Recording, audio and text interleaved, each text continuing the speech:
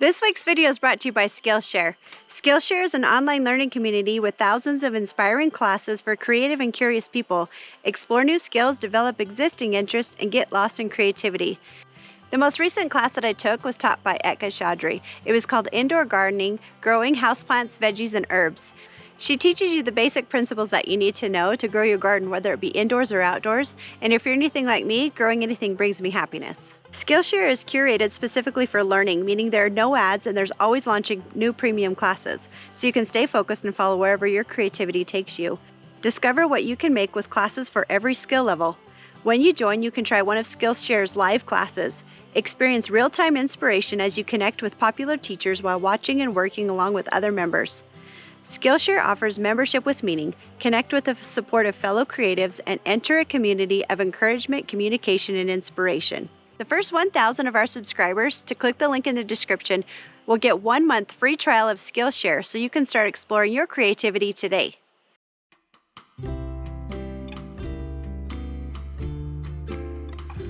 I got a phone call this morning about a hay shed that came down, I think over winter, that the owner wants tore up and hauled off.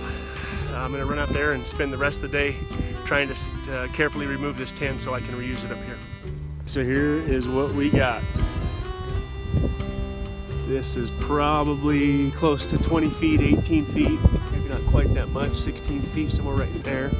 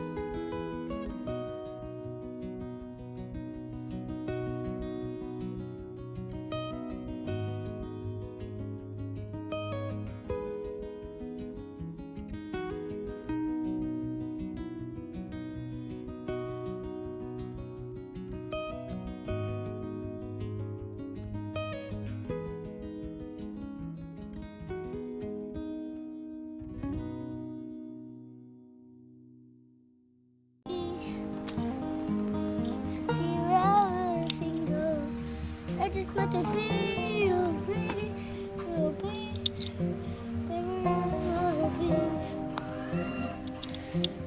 Hey.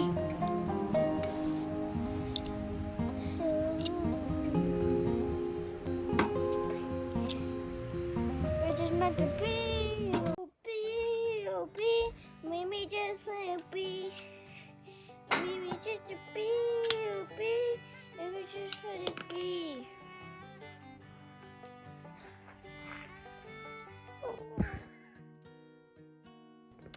There's a good reason why I don't go back and watch some of our older videos, because in moments like this, it can be quite painful to watch.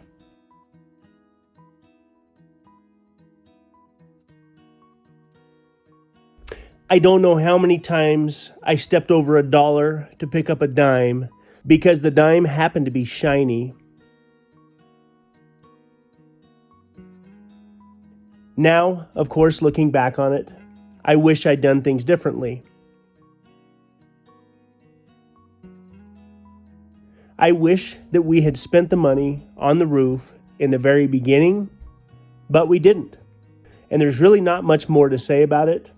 I spent the entire week tearing off everything that I did 4 years ago.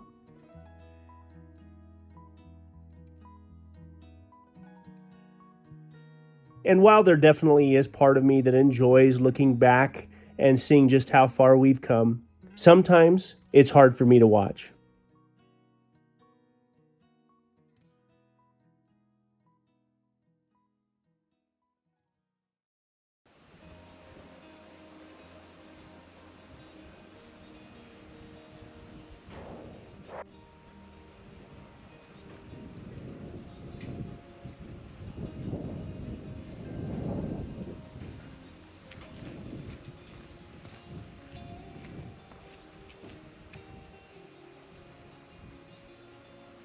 Having a record of our kids growing up is something that I'm sure I will look back on with a very special place in my heart, especially as my kids get older and they start having kids.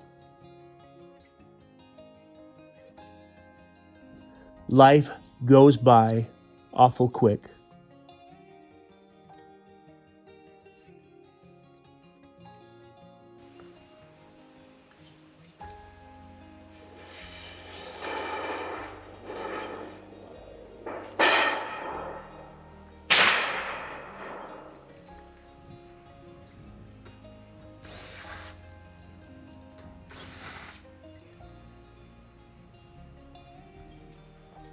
Four years ago, as I was building the house, my mindset was that I needed to be as frugal as I possibly could in every place that I possibly could.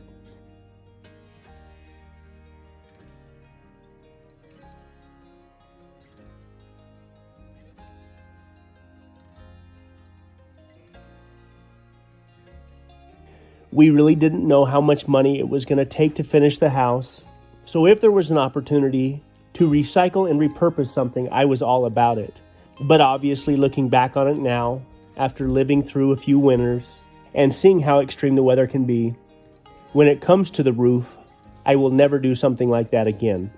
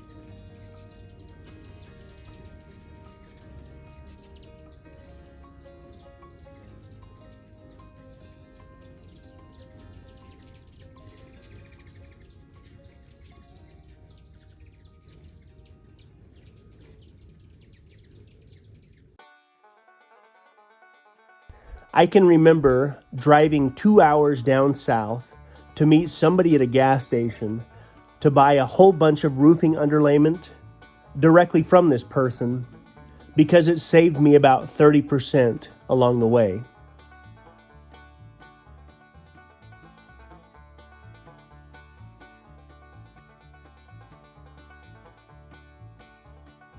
At some point, I started to figure out that my time had a value as well.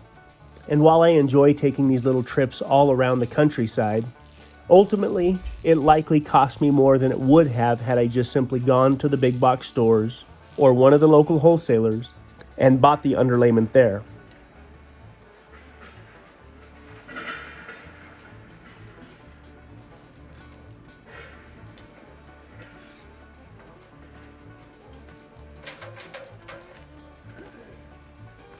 I then put rolled roofing over the top of that underlayment, thinking that 2 layers will naturally be twice as good.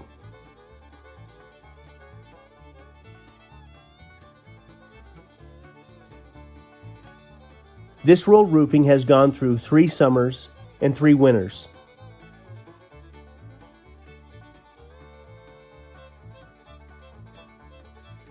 As I began the process of tearing the roof off, even these few short years were hard on that rolled roofing underlayment, and it really was not the right product to use in the beginning.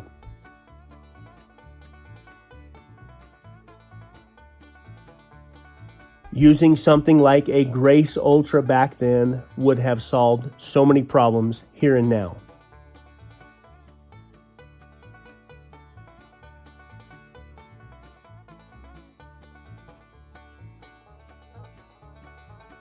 This is an opportunity for me to do it one last time, do it right, so I never have to worry about it again.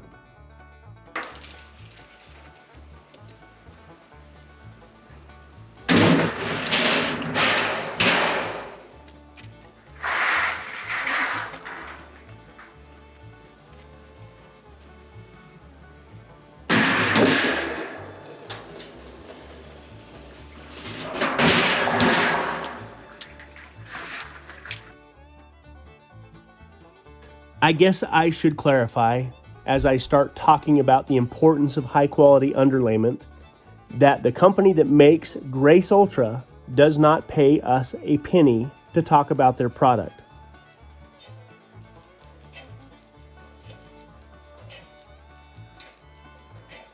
I could say the same thing about Milwaukee Tools and many other products for that matter.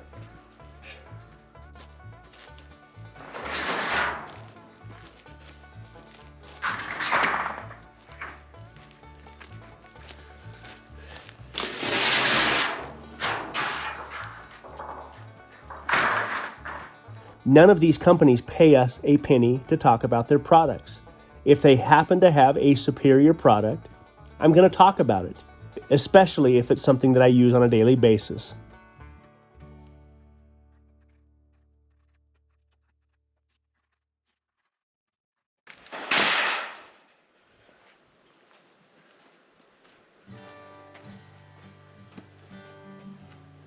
When I was doing the roof 4 years ago, by code I had to put some sort of venting in for the attic.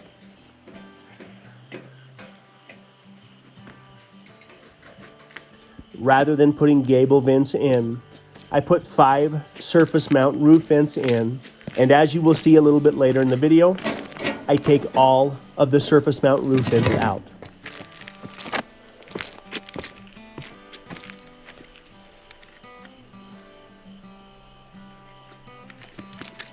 I do not want to have any more potential places for leaks on this roof than I have to have. I will install gable vents on the ends of the house in place of these vents that are soon to go away.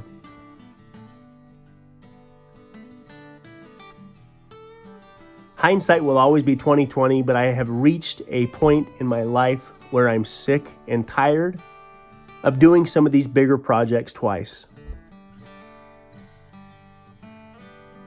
It's one thing to do a little project here and there around the house as styles change, but if I ever take the roof off of this house again, something has gone drastically wrong. The good news is I have a whole bunch of corrugated tin that I will more than likely use on one of our upcoming projects.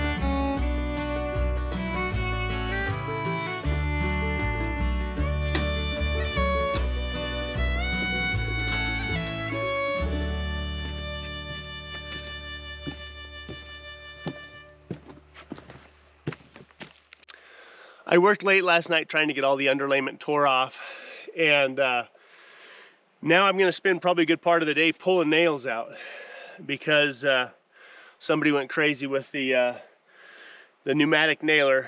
I've got quite a few nails to pull out, so my hope is that by the end of the day all the rest of the roof is off and all the nails are pulled out and we're ready to start putting down the 1/4-inch masonite to bring things back up to level. And then hopefully by tomorrow I can start getting things dried in, at least on this back side. That's the goal anyway.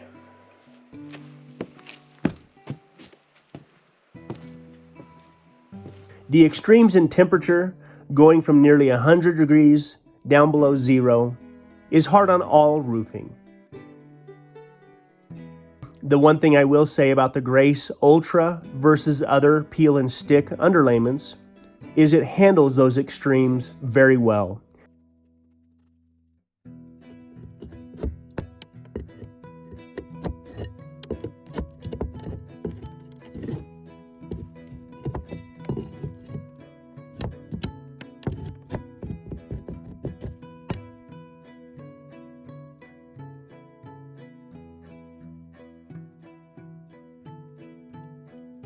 But it helps to install the peel and stick underlayment when it's warm outside.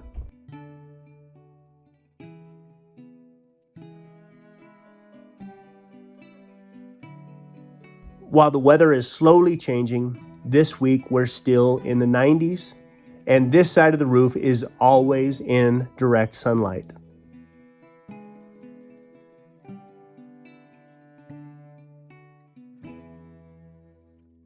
Not only was this a lot of work removing the rolled roofing and then the underlayment underneath it, but I used a pneumatic nailer to nail off all of the rolled roofing as well as the underlayment, and all of those nails will have to be removed.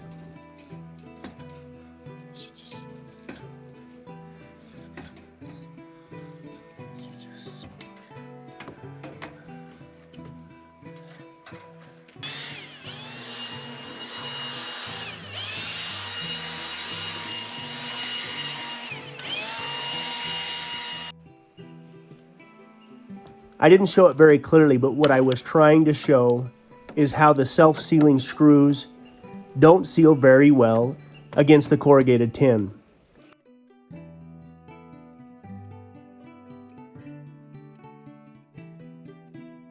This corrugated tin is about 26 gauge.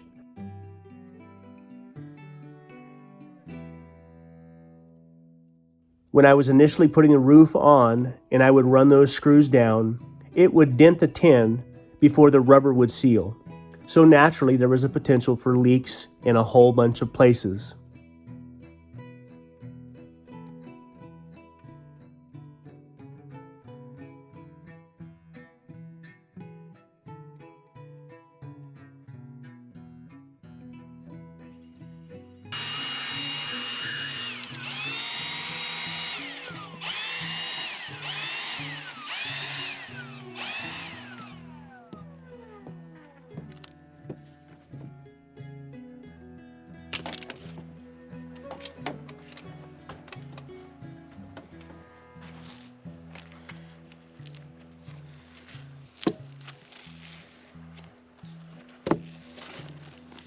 On top of that, because this corrugated tin had been used before, it had a large amount of unnecessary holes that I decided to fill with self-sealing screws.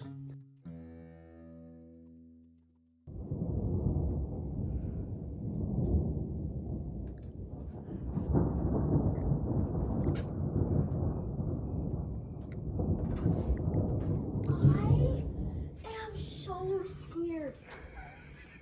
Did that hit the ground? Dude, it's...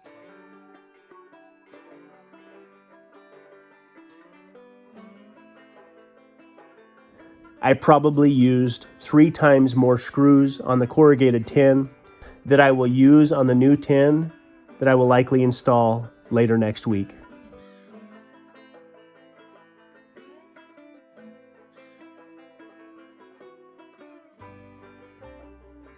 As I pulled the corrugated tin off and as I inspected the rolled roofing and the underlayment, I really couldn't see any evidence that any of the screws or the vents had leaked, but I'm certain it was a matter of time.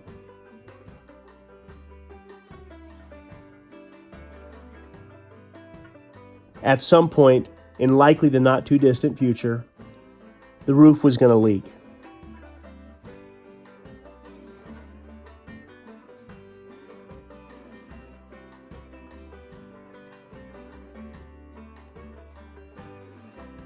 I talked about it when I was working on the first story roof a couple of weeks back, but once I get all of the underlayment removed and all of the nails pulled out, I'm going to add about 1/4 inch of masonite so the transition between the OSB and the wood that I used around the eaves is even.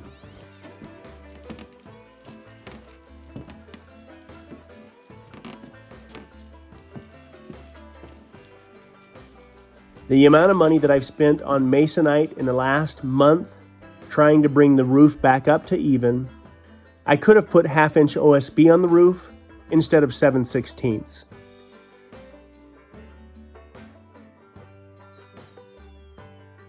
And back then, 1/2 inch OSB was maybe $15 a sheet.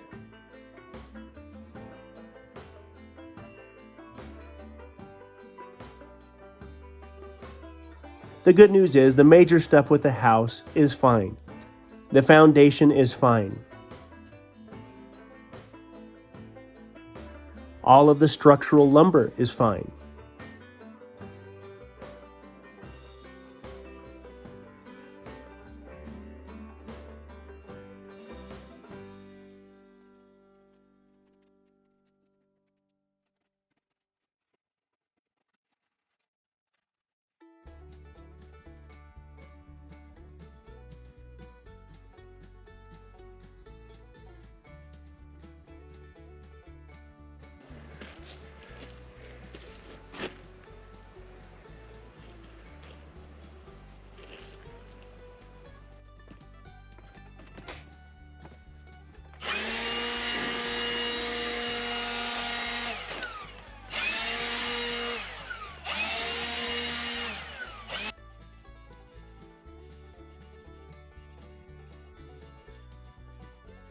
As a matter of fact, the second story rafters are about twice what code would call for.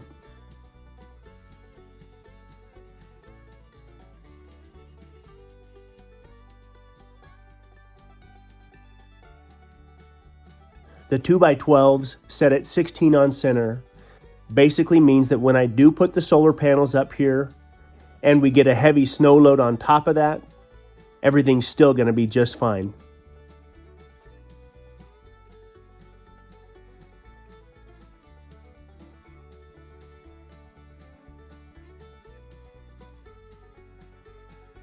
And if you've been following along for a while, I did manage to get those 2x12s for a smoking deal when I bought them directly from somebody that thought they would use them on a project and never got around to that project.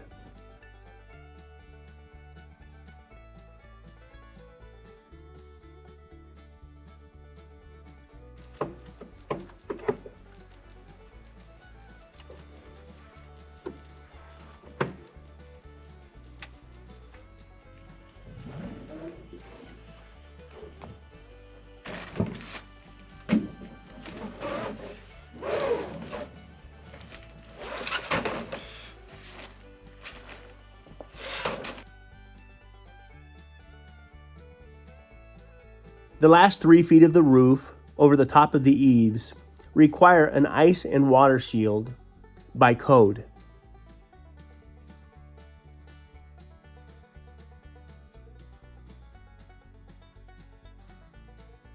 The stuff that I used on this lower portion of the house was quite a bit more expensive than the rolled roofing that I used on the rest of the house, and I had to wait till it was nice and hot and work extra hard to peel that ice and water shield off.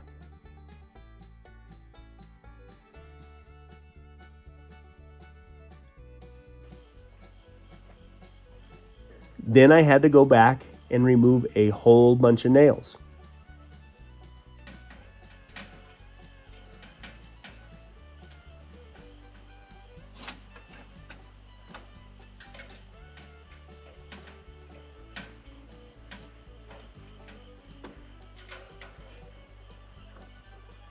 The Grace Ultra underlayment does not require any nails.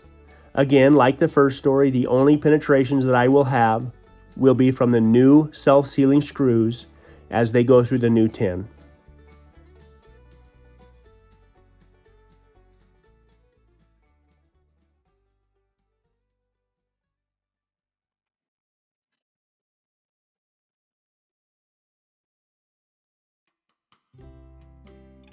The biggest mistake I made was buying a pneumatic roofing nailer. I may get rid of that nailer just to keep from having to pull any roofing nails out of any future projects around my place. But it was sure fun nailing off the rolled roofing.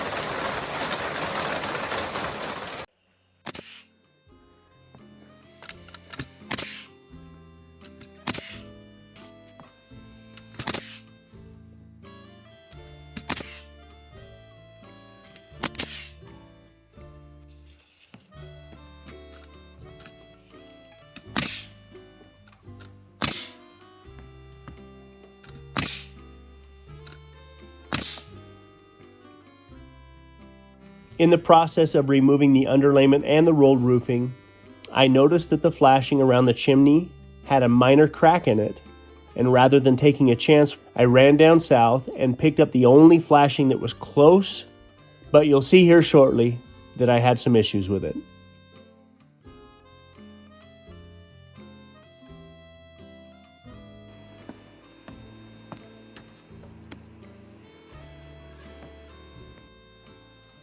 By the way, I can't say enough good stuff about that little Milwaukee blower.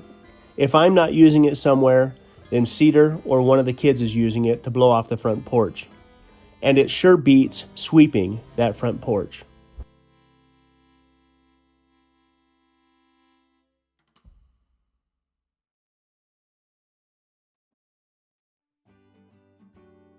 Once the new roof is installed and the solar panels have been relocated, I'm going to carefully adjust the position of the rain gutters.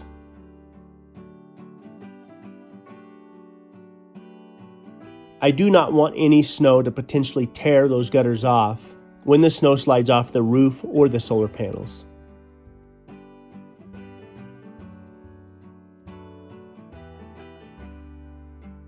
At some point before snow flies, I still need to get back on the siding on the first story on the house. We've officially decided to convert it from horizontal siding to board and batten siding, but I've got some bigger fish to fry before I worry about the siding. But I do know that Cedar's looking forward to getting that figured out.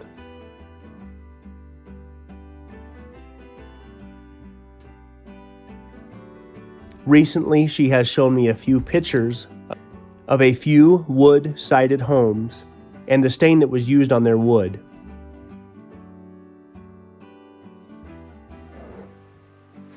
We think we have a pretty good idea where we're going to go with the color of the wood.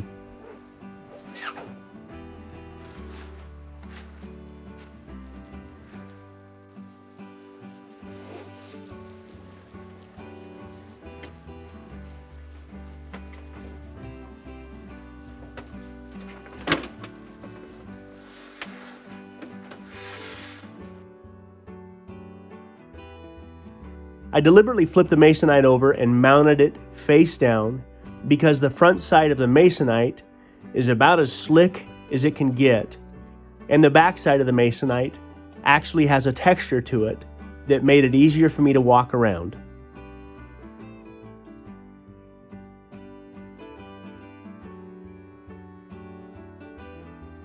After a few days of walking around on the roof, I got to where I felt comfortable and I wasn't even using my safety strap.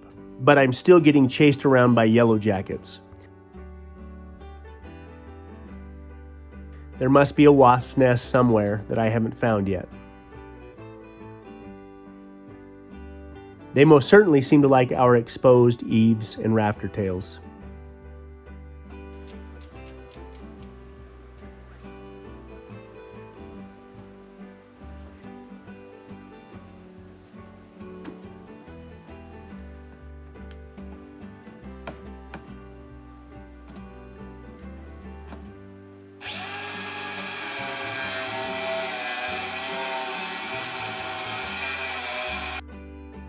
As I get the OSB on the roof brought up to even with the eaves, and as I get all the nails pulled out and the roof prepared for the Grace Ultra, I'm grateful that I'm making progress, but I'm telling you, this seems to have been one of the longest and hottest summers that I can remember.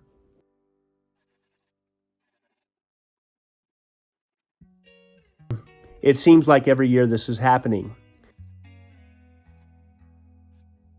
The 90-degree days just don't go away. Normally, we would be in the 80s or maybe even the 70s by this point.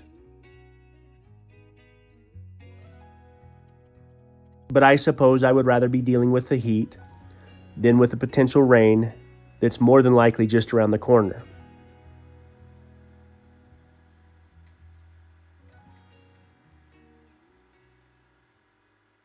Take out the dead one, and then it destroyed, but Red fixed it. Which one? This one right here. Don't pour it. Put it. You put destroyed it it? back in. Yeah.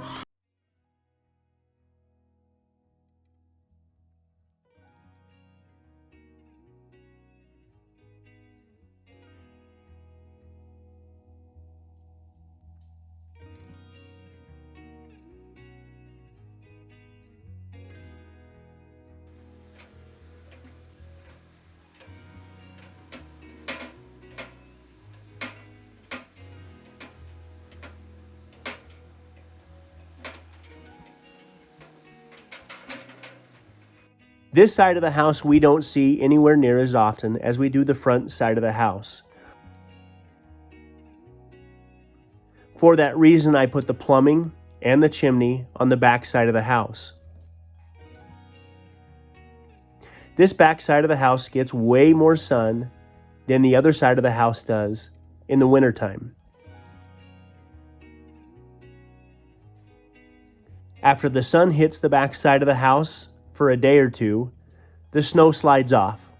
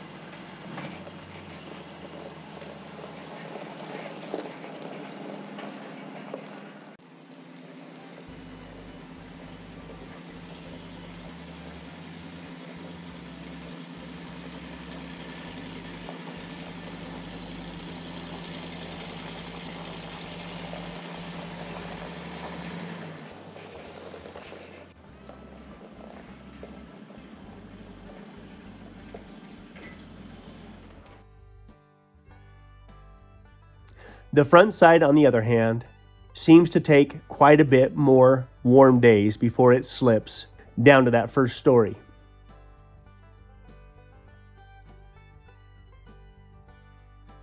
Once the roof on the second story is completely finished, I then am going to dismantle the entire front porch and change the angle of the front porch to match the back porch.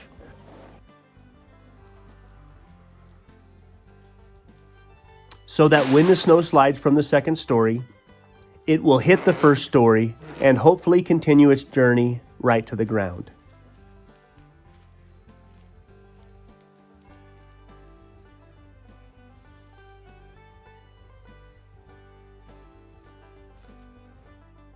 As I was working on the roof, I received a voicemail on my phone, but I didn't check it.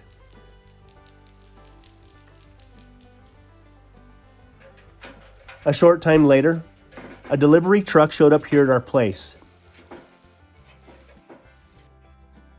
This is not normal.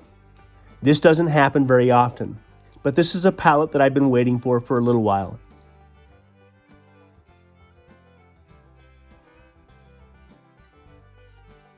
This is a pallet full of the same rain gutters that I used on the house that I got from Berger Building Products that will get installed on the shop.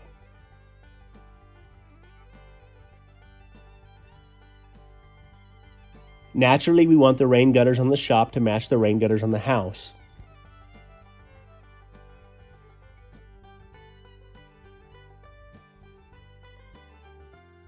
I will say over the last couple of years that we've been using those rain gutters, I've watched the snow slide across them and I've watched the rain come down, and those gutters have more than done their job.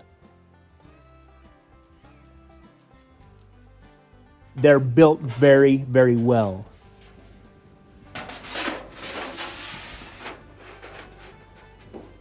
They are nothing like the lightweight gutters that you're going to get from the local big box store. On top of that, they look beautiful on the house.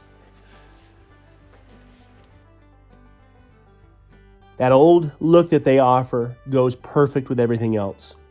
I thank the truck driver for coming all the way up to our place, and I can't wait to get them installed in the shop.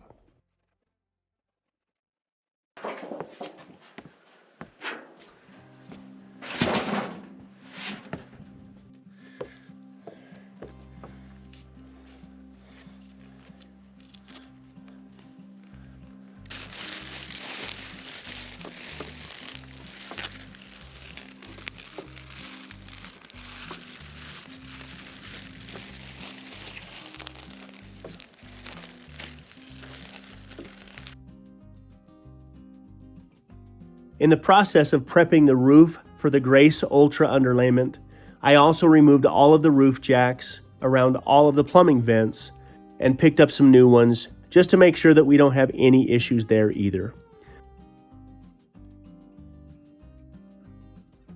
As you can see, the flashing that I got for the chimney is not the right flashing. It's a flashing for probably an 812 or maybe even a 1012 roof, and this is a 612, so it's not going to work.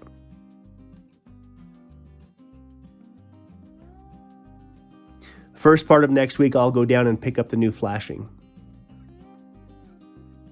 I'm not sure if there is a better product than the Grace Ultra. The underlayment is perfectly designed for the weather that we deal with up here. And by the way, it's not cheap either. But using something like this versus a good old-fashioned, inexpensive underlayment just again guarantees that I do not have to get up on this roof ever again, at least for a leaky roof.